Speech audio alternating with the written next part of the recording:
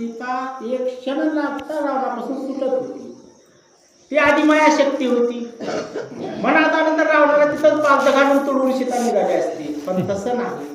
रावणाचं कुळ निर्जाळायचा उद्देश होता, म्हणून सीता सुटून सुद्धा रावणाच्या जवळ हाताला लागली. हे कशासाठी? तर रावणाचं कुळ निर्जाळन करण्यासाठी ते लंकेला निघालेली आहे. पुढील रामायणी कथा दुसरी रावण हरी सीता उल्हास राक्षसाचे चित्ता लंकेस नेता तो होय. मग आता रावणाच्या हाती सीता आल्यानंतर आता सीता घेऊन जात असताना तिथल्या राक्षसाच्या मनामध्ये प्रचंड असा उल्हास निर्माण झाला, आनंद निर्माण झाला. आमच्या राजा रावणाने सीता धरून घेऊन आली म्हणून.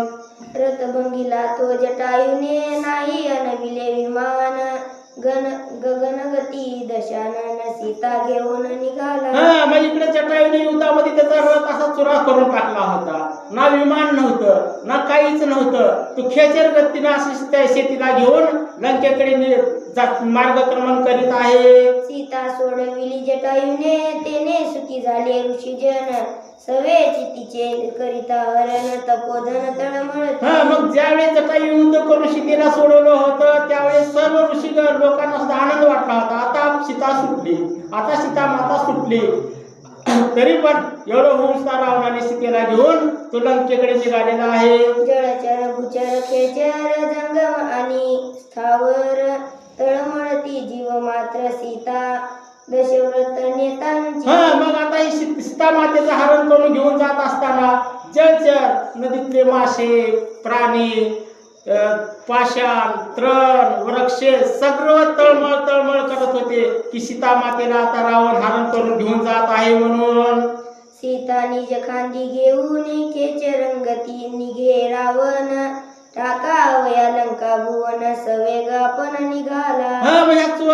ह्या चोराच्या मनात भीतीच होती. आता कोण येऊन धरतय की का नाही की म्हणून सीतेला खांद्यावर घेतलं आणि खेचर मार्गाने मध्ये जे पक्षी उडत्यात काही अंतरावून त्या अंतराळ मार्गानं लंकेच्या दिशेला धावत निघालेला आहे. तो मार्ग कळवया श्रीरामासी सीता सांडी निज चिन्हांसी मार्गो मार्गी निज माळेसी सांडी सुमनांसी मार्गा. मग आता सीता बी हुशार होती.